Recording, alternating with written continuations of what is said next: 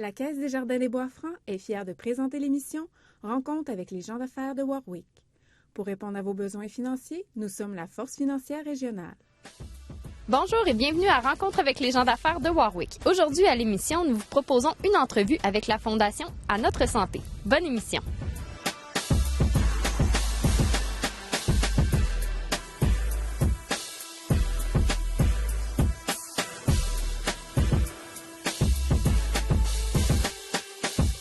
Bonjour Jacinthe, merci de nous recevoir. Bonjour. Veux-tu me parler comment ça a commencé la Fondation? La Fondation, ça date de 1980. C'est une fondation qui était la première dans les régions à l'extérieur de Montréal et Québec. C'est M. Herman Fournier, qui était de David-Louisville, un homme d'affaires qui était bien connu dans la région, qui a décidé de partir une fondation parce que lui-même a été hospitalisé. Il s'est rendu compte qu'il manquait beaucoup de choses à l'hôpital. Il a dit au médecin qui était alors le docteur Richard, qui était encore chez nous d'ailleurs, il a dit, qu'est-ce que ça prendrait là, pour qu'on ait notre scan à Victoriaville? Il dit, bien, ça c'est juste à Montréal que ça. Ouais, mais si on l'achète, allez-vous nous le faire à Victoriaville? Puis il a dit, bien oui. C'était tout nouveau, les fondations. Donc il s'est dit, ah, tiens, je vais mobiliser des gens d'affaires, des gens influents de la région. Ils ont formé un premier conseil d'administration, puis ils ont fait leur premier levée de fonds. Au départ, ils visaient, je crois, 100 000 ou 200 000. Puis finalement, ils ont doublé ce qu'ils avaient escompté. Ça a parti très fort, là. Oui, c'est ça. La mobilisation, depuis le début, a toujours été très forte dans notre région. Et ça a continué avec les années. On a vu graduellement, chaque année, ça a toujours augmenté la cagnotte annuelle. Et puis actuellement, c'est en moyenne 1 million de dollars par année qui est amassé dans la campagne annuelle. Et il y a toujours une très grande mobilisation des gens d'affaires et de la population. Il y a eu des belles années de campagne majeure il y a 5 ans aussi, qui ont amené la Fondation à être très connue dans son milieu. Puis ça continue. C'est une belle fondation qui touche 95 000 personnes, 35 municipalités. Ça fait beaucoup de personnes. Oui. Tu me parlais justement, ça a commencé avec un conseil d'administration. Aujourd'hui, c'est toujours chapeauté par un conseil d'administration. Veux-tu m'en parler un peu plus? Oui, on a un conseil d'administration qui ferait le rêve de tout entrepreneur de la région, puisqu'on a autour de notre table des chefs d'entreprise de différents milieux. Nous, étant donné qu'on touche plusieurs régions, on a des gens de Plessisville, Warwick, Princeville, Victoriaville, bien sûr, des gens dans l'hôpital aussi, des médecins, des directeurs, des cadres du CIUS. Et puis, ce sont des gens qui connaissent bien le domaine des affaires, qui sont depuis longtemps en affaires ou en emploi. Et puis, c'est comme si j'avais 14 mentors pour m'aider, la permanence et moi, à faire les activités de la Fondation. C'est une chance, c'est des gens qui sont super impliqués, très dévoués, qui croient beaucoup à la cause et qui donnent beaucoup de temps bénévolement pour faire avancer nos projets. Il y a combien d'employés à la Fondation actuellement? On est 5 plus une personne à temps partiel. On a chaque personne a sa spécialité. Grosso modo, le chiffre d'affaires, en plus de la campagne annuelle, on a notre campagne majeure, donc c'est près de 4 millions par année qu'on gère en termes de chiffre d'affaires. Donc, c'est beaucoup de transactions à gérer, beaucoup de reçus à émettre. Donc, on a 2 personnes qui sont dédiées à l'administration pure de tout ce qui est réception de dons, production de listes aussi pour les sollicitations, etc. On a aussi une personne aux communications, une personne qui s'occupe exclusivement des événements, et une personne qui fait notre tenue de livre et notre comptabilité. Moi qui chapeaute tout ça, puis qui est chef d'orchestre de l'équipe. De tout ça. Oui. Vous avez plusieurs événements durant l'année, justement, pour ramasser des fonds. Quels sont-ils? On en a plusieurs. On a 3 types d'événements. On a des événements organisés par la Fondation, des événements aussi de sollicitation et des événements organisés par la population. Donc, nous, ce que la Fondation organise, on a notre grand cocktail annuel qui a lieu au mois de mai au Carré 150, où on amasse environ 150 000 dans cet événement-là. En juin, on a la course de bateau dragon qui a lieu depuis 5 ans déjà, donc ça va très bien. Ça, c'est des équipes qui font du bateau dragon, les bateaux longs, là, où tout le monde rame en même temps. Ça touche plus la population. Et à l'automne, on a un souper dégustation de vins de prestige. Ça, c'est nos grands événements. On a aussi des événements de sollicitation. Vous recevez chaque automne un dépliant par la poste où les gens sont amenés à donner, en envoyant un chèque ou faisant un don en ligne. On a aussi des gens de la population qui organisent des activités comme le fameux souper poutine de la fromagerie Sainte-Élisabeth qui a lieu au mois de juillet. Fin juillet, à chaque année, c'est un succès et de plus en plus gros. La dernière année, il y avait 8000 personnes qui étaient là pour manger une poutine. C'était incroyable. Donc ça, on est toujours ouvert à des gens qui ont envie d'organiser un événement, donner une partie des fonds amassés à la Fondation. Ça nous aide beaucoup. Comment les gens peuvent faire des dons, sinon? La façon la plus simple, c'est le site Web. Okay. C'est très facile. À notresanté.ca, les gens vont là, il y a un gros bouton « Faites votre don ». Et ça prend 5 minutes et c'est réglé. On a notre reçu instantanément également. À part ça, on a toujours le chèque qu'on peut envoyer par la poste ou venir porter à nos bureaux. Il y a possibilité aussi de donner du temps. Les gens, il n'y a pas seulement des dons, mais aussi le don de temps a une très grande valeur également. Est-ce que vous cherchez des bénévoles à longueur d'année? Oui, justement. Pendant qu'on en parle, les bénévoles, on est constamment à la recherche de personnes pour s'impliquer, surtout dans nos événements. Donc, on parle de courses de bateaux dragons ou sollicitations. Devant l'hôpital aussi, on a des tables dans le temps des fêtes. Les gens, s'ils veulent faire quelques heures pour vendre du papier de Noël, des petits chocolats. Les gens qui veulent s'impliquer au service, dans les événements, à l'accueil, au stationnement, montage, démontage. Il y a toujours possibilité. Donc, c'est très simple. Il suffit de nous contacter, nous donner vos coordonnées, vos disponibilités. Il y en a pour tous les goûts, si je comprends bien. Oui. Il y a des gens qui plient des enveloppes. Pas des enveloppes, mais des lettres. Oui. Puis, il y a de l'administration, il y a des choses qui bougent. Il y en a vraiment pour tous les goûts. Tu nous as parlé tantôt de la nouvelle image de marque à votre santé. C'est Fondation HDA qui est passée de à votre santé. Veux-tu m'en parler un peu plus? Oui. La Fondation, depuis sa création, s'appelait la Fondation Hôtel-Dieu d'Arthamasca. Et puis, quand on a eu la grande campagne majeure en 2012, on a eu une campagne où on a amassé 14 millions pour refaire l'urgence, les soins intensifs et plusieurs cliniques. Ça a été historique. Et à ce moment-là, la campagne s'appelait la campagne « À notre santé ». L'idée derrière ça, c'était qu'on fait un geste pour nous, ensemble, à notre santé. Et ça a créé beaucoup de notoriété à la Fondation. Et suite à ça, la Fondation avait un nouvel élan, un nouveau dynamisme. Et puis, il y avait eu des nouvelles couleurs aussi développées pour la campagne. Et on sentait que c'était le moment pour rafraîchir notre image, refléter plus les jeunes générations qui veulent s'impliquer. Alors, souvent, quand on met Hôtel-Dieu, parce que ça fait moins intéressant pour les plus jeunes. Donc, à notre santé, on a récupéré ce nom-là, on en a fait une image de marque. Et les gens l'associaient déjà à nous. C'est comme ça qu'est née la nouvelle image. Et puis, on a eu beaucoup d'aide. Les gens qui nous ont aidés à financer le site Web, la nouvelle papeterie, les logos et tout ça. Ça n'a pas coûté tellement cher à la Fondation. On est chanceux. Beaucoup de gens qui nous aident. Beaucoup de support. Oui, effectivement. Et avec ça, bien, ça reflète vraiment bien notre mission. Parce que nous, la mission de la Fondation, ça n'appartient pas à l'hôpital. C'est vraiment à part de l'hôpital. Ça appartient à la population, la Fondation. Donc, c'est un outil que la population s'est donné pour financer son hôpital et améliorer les soins de santé qui y sont offerts, pour être mieux servis, et autant pour les jeunes que les plus vieux. Tout le monde a affaire à un jour ou l'autre dans sa vie à l'hôpital. D'ailleurs, les statistiques, c'est 2 à 3 fois par année par personne dans la population. Donc, quand même. Il y en a qui ne vont peut-être pas, mais il y en a qui ont besoin beaucoup. Oui. Ça va de la simple prise de sang jusqu'à l'hospitalisation. Donc, le nom « À notre santé » représentait bien cette philosophie-là, que ça nous appartient, c'est à nous, puis on fait ça pour notre santé.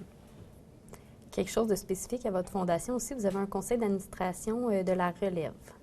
Oui, c'est nouveau depuis 2 ans. Ce sont des jeunes de 20 à 35 ans qui ont formé un groupe qui est mobilisé pour amasser des fonds à travers les gens de 20 à 35 ans aussi. Donc, eux, ils ont... c'est leur deuxième année qui se termine bientôt et ils vont organiser chaque année un événement principal. Depuis 2 ans, ils organisent un souper d'humour avec le souper et des humoristes variés. Ça a lieu habituellement au mois de novembre. Et ils ont aussi choisi de soutenir le département de santé mentale pour leurs premières activités parce que pour eux, ils sont très sensibilisés par les besoins en santé mentale auprès des jeunes. Donc, ils veulent. C'est un département qui est peut-être moins soutenu que les autres dans un hôpital, c'est moins populaire. Et pour eux, ils trouvaient ça vraiment important de participer au projet.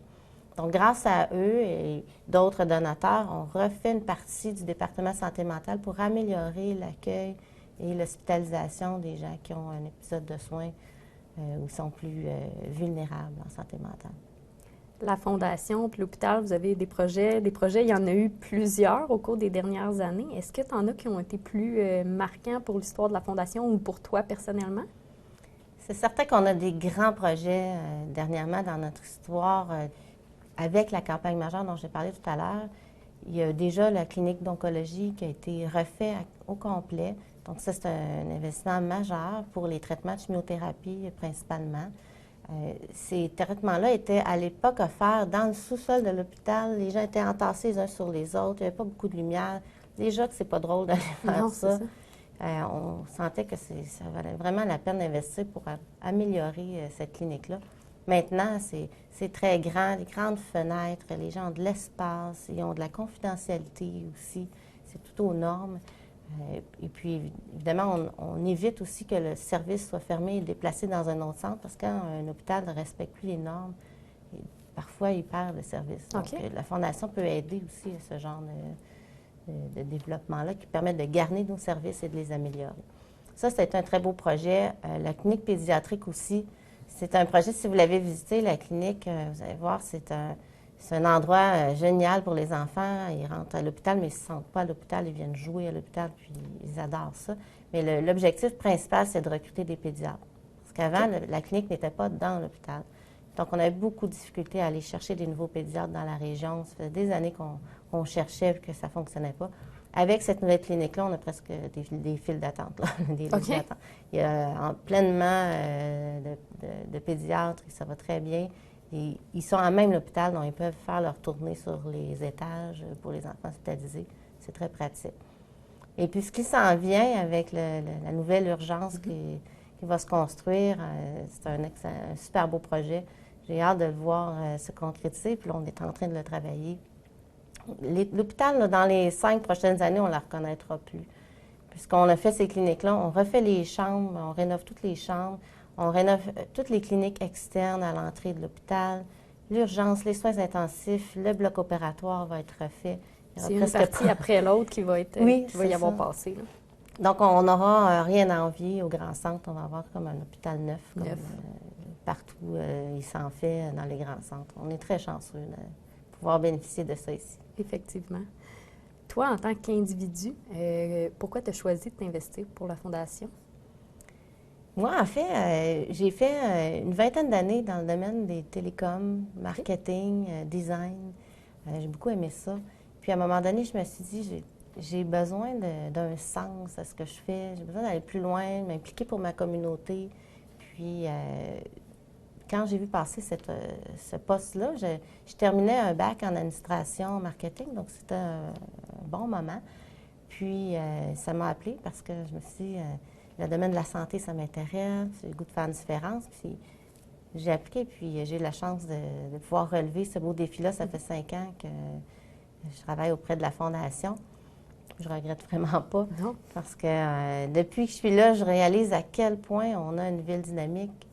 Quand on est dedans, puis on voit toutes les personnes qui gravitent autour de la Fondation, à quel point c'est des bonnes personnes, comment les gens sont généreux, s'investissent en temps, pas seulement en argent, et tout ce qui se fait, l'ampleur de l'impact qu'on a avec les projets qu'on développe, on n'en revient pas.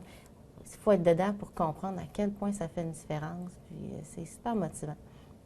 Si tu avais un appel à faire à la population, parce que je sais, des fois, on entend le domaine de la santé est aussi financé à travers le gouvernement, nos impôts. Dans le fond, pourquoi on donne à la santé en plus? C'est une bonne question, ça fait souvent poser. Effectivement, le gouvernement a une grande part à faire dans nos soins de santé. C'est la moitié du budget, je crois, du gouvernement à la santé. Mais on sait que la population vieillit, que les gens sont de plus en plus malades, on a plus de gens à soigner et la main-d'œuvre est très rare. Donc, le gouvernement travaille beaucoup à fournir à l'hôpital ce qui est nécessaire avec la bonne main-d'œuvre et tout ça. Et puis moi, je compare ça un peu à un gâteau. Le gouvernement, son rôle, c'est de nous faire un gâteau. de santé. Nous, la Fondation, on met du crémage dessus. Donc, le crémage, c'est des choses qu'on n'aurait peut-être pas à Victoriaville si on se contentait de ce qui est offert dans toutes les villes. Donc, on s'offre des soins de santé supplémentaires. Au lieu de, exemple, on a une clinique pédiatrique pour la cardiologie. OK. Les gens, avant, devaient se déplacer à Sherbrooke pour aller recevoir les services. Nous, on a décidé d'investir pour avoir un médecin qui vient ici à chaque mois et les parents n'ont pas besoin de se déplacer. On peut avoir certains équipements de meilleure qualité, en quantité plus abondante. Donc, au lieu d'en avoir un qui est normalement fourni, on en a deux. Donc, on diminue les listes d'attente. Le service est plus rapide, puis on donne des diagnostics plus rapidement pour des cas critiques comme des cancers. Donc, et ça, c'est vraiment intéressant. C'est ça, du crémage qu'une fondation peut offrir. C'est le petit plus qui fait qu'on vient ici, on dit « Ah, wow, on est donc bien servi ici. » Le personnel, ça lui donne un soutien dans une période où il en manque. Puis, si on peut améliorer leurs conditions puis permettre qu'ils puissent en faire plus, c'est là la différence. Puis, on n'a qu'à visiter d'autres hôpitaux où il y a des populations un peu moins mobilisées pour leur hôpital. On peut voir facilement la différence au niveau de la qualité des installations et des services. Votre quotidien ou ton quotidien à toi en tant que directrice générale puis celle de ton équipe, ça ressemble à quoi? Ça ressemble à une course effrénée contre la montre. On est très, très occupés. C'est difficile de dire non. Beaucoup de gens nous apportent des idées. On veut toutes les réaliser. Donc, on est bien dynamique et motivé. Vous êtes ouvert beaucoup aux autres. Exactement. Nos semaines passent très, très rapidement. Et puis, ça passe de... On a des rencontres d'équipe pour trouver des bonnes idées pour nos événements. On a des rencontres aussi avec les gens de l'hôpital pour générer des idées de projets qui vont avoir de l'impact. Donc, je rencontre les différents départements, on brainstorm sur des problématiques de santé qu'on a dans la région, puis comment on peut les résoudre avec du financement. On travaille au niveau des communications, le Facebook, le site Web, on fait des conférences de presse. Il y a des gens qui, à longueur de journée, rentrent des dons aussi et mettent des reçus. Parce que, quand même quelque chose. Oui, on a beaucoup de transactions dans une semaine chez nous pour s'assurer qu'il y a un service optimal aussi. Quand les gens donnent, ils ont le reçu rapidement et que c'est bien géré, qu'il y a pas, que tout est bien calculé, les dépenses bien vérifiées aussi. Donc, puis on a la chance également que, étant donné que la Fondation est là depuis longtemps, elle a des placements. Et les revenus de placement couvrent 100 de nos frais d'administration. Wow. Donc, tous les salaires, frais de bureau, c'est payé par les revenus de placement. Donc, on n'utilise jamais les dons pour financer ça. Ça nous permet d'avoir une équipe solide, qui est permanente, qui est là pour longtemps, qui connaît bien son travail. Puis, ça décharge aussi le conseil d'administration qui peut davantage mettre ses énergies à la sollicitation, là où ils sont le plus utiles. Puis que les dons servent vraiment à aider la population. Tout à fait. Donc, 100 des dons restent locaux aussi. Les gens, des fois, pensent, est-ce que mes dons sont jumelés à d'autres fondations, étant donné que le groupe du CIUS comporte Mauricie, Centre du Québec? Nous, on n'est que dédiés à l'hôpital et les dons sont jalousement gardés dans la région pour des projets qui font une différence ici. Qu'est-ce qui te rend le plus fier? Ce qui me rend le plus fier, il y en a tellement de choses. Le travail de l'équipe et des bénévoles qui nous entourent, ça, je suis très fière de ça, de voir qu'à chaque jour, chaque semaine, les gens viennent avec la bonne humeur et la même énergie. À quel point la population embarque dans nos idées, dans nos projets. Je suis très fière des gens qui nous soutiennent. Quand je visite d'autres régions et que j'entends d'autres directrices de fondations qui me disent « Ah, c'est difficile, on n'arrive pas », c'est jamais comme ça ici. Là. On a des idées, les gens embarquent, les gens veulent faire une différence. Ils voient la différence que ça fait aussi. Je pense que ça crée une boule de neige qui grossit. Puis on aime ça, être bien servi chez nous. Ça me rend bien fière, puis ça fonctionne. On est content quand ça fonctionne. Donc, c'est une source de fierté. C'est une belle réussite. Oui. Tu es à la tête aussi d'une belle et grande équipe. Quel conseil tu donnerais à quelqu'un dans ta position ou qui dirige des employés? Je dirais que être à l'écoute des besoins de notre équipe, pour moi, ça fait une grande différence dans le succès de nos projets. Des fois, des gens on pense qu'ils peuvent être qui ne sont pas à la bonne place ou qui ne donnent pas leur maximum. Mais quand on écoute pourquoi, quelles sont leurs craintes, quelles sont leurs difficultés, si on vient en aide, c'est peut-être un outil qui manque, c'est peut-être de l'aide d'une collègue. Puis quand on place ces choses-là, la même personne devient hyper performante et puis bien dans son travail. Puis si on est à l'écoute de chaque personne a quelque chose qui peut être amélioré dans ses conditions ou dans l'organisation du travail. Puis quand on règle ça, bien, Ça fait une équipe gagnante. oui, c'est ça. épanouie. Puis l'ambiance est bonne, puis on a le goût d'aller plus loin tous ensemble. Jacinthe, je pense que tu as un petit défi pour moi. Oui? Donc, je te suis et merci beaucoup de m'avoir reçu. Plaisir. Jacinthe, quel est mon défi aujourd'hui? Alors, Emmanuel, aujourd'hui, on se retrouve devant la cafétéria de l'hôpital et devant la cueillette d'attache à pain et goupées de bière là, qu'on amasse. Et puis, aujourd'hui, je vais te faire un petit rallye dans l'hôpital. Tu vas trouver des investissements de la Fondation à travers les murs de l'hôpital. Ton premier défi, c'est de trouver la clinique pédiatrique qu'on a construite il y a quelques années et qui est quelque part par là. Par chance, ça, je devrais être bonne peut-être, parce que je suis déjà allée. Ah, c'est bon, ça. Ça commence bien.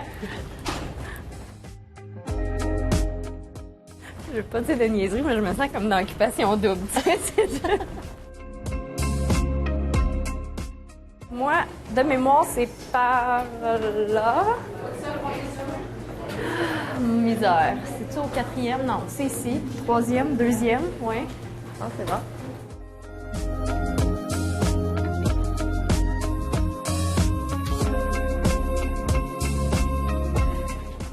Donc, le premier est trouvé. C'est Bravo, ici. super. Merci.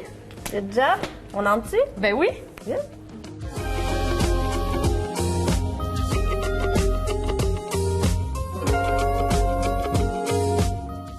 Jacinthe, c'est quoi le second endroit qu'on va visiter? Ton prochain défi, c'est de trouver la clinique oncologique, la clinique Carole Frenette, là où ont lieu les traitements de chimiothérapie. OK. Un gros investissement de la Fondation, ça, il y a quelques années. Puis j'ai-tu un petit indice? C'est en quelque part dans l'hôpital? C'est sur le même étage. Ah, OK, bon, c'est pas pire. Fait qu'on y va. Ah, pas trop loin. C'était ici? Oui, C'était juste ici. bravo. Génial. On va faire un petit tour en dedans. Oui.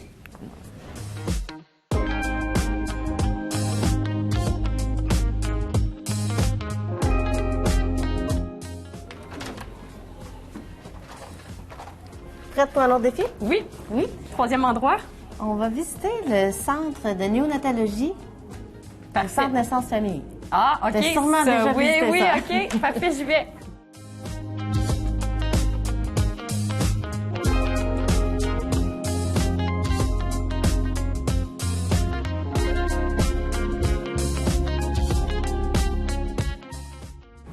Est-ce que tu sais à quel étage tu vas aller? 4e. C'est clair comme d'eau de roche.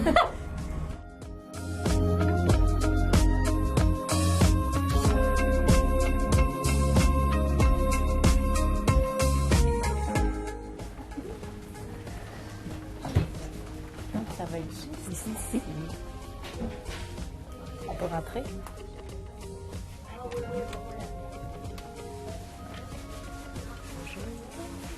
On a quelque chose à filmer, si vous ne voulez pas, sur la caméra.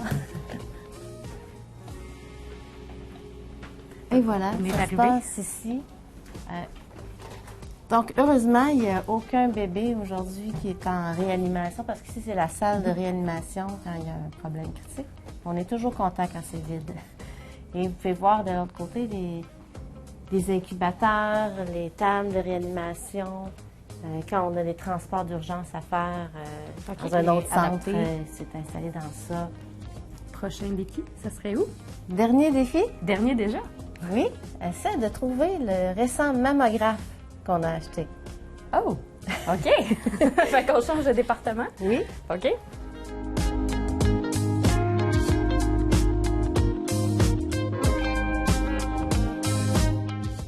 Radiologie. Radiologie. 3e. Fait qu'on redescend. On prend-tu les escaliers? Groupe? Suivez-nous.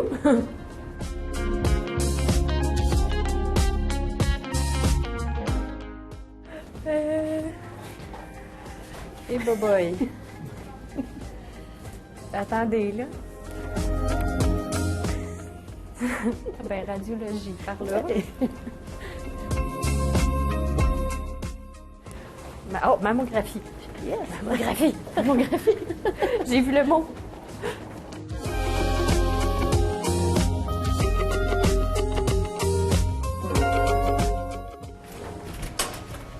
Yeah! C'est trouvé. On va aller voir. Merci beaucoup pour votre aide. De rien. Donc, c'est l'appareil en question? Oui, effectivement. Donc, grâce à cet appareil-là, on fait maintenant des images encore plus claires et c'est numérisé par ordinateur au lieu d'être des films comme à l'époque. Donc, on peut faire plus de patients dans un même laps de temps. OK. Et également, les qualités d'image sont meilleures. Et il y a des accessoires aussi qui permettent de faire des biopsies directement avec la machine. Ah oui. Mammographie. Ça fait plein de choses. Fait que j'imagine que ça diminue les listes d'attente, ça va beaucoup plus vite, tout ça. Oui, ça permet aussi de détecter des cancers plus précocement. Donc, on évite d'enlever une masse trop grande du sein pour préserver le sein, puis traiter plus rapidement les cancers. Donc, moins de chimiothérapie, moins de radio. Plus de chances de rémission aussi, puis on l'attrape tôt. Parfait. Bien, Jacinthe, est-ce que c'est défi relevé? Oui, bravo. Bien, merci encore de m'avoir reçu, puis merci pour ce grand tour. Cette émission était une présentation de la Caisse Desjardins des Bois-Francs. Pour répondre à vos besoins financiers, nous sommes la Force financière régionale.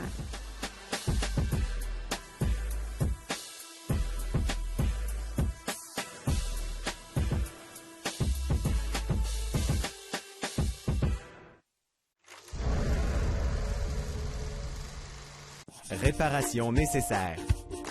Si l'évier fuit, que l'eau s'écoule du toit, que l'eau coule du plafond chez le voisin en dessous, le locataire a l'obligation de donner accès à son logement au propriétaire car il s'agit d'une urgence. Si l'air passe par le bas de la porte ou par les fenêtres, que l'eau de pluie s'accumule dans l'entrée, que l'escalier est instable et que quelques planches sont pourries, le locataire doit d'abord en aviser le propriétaire dès la connaissance des faits.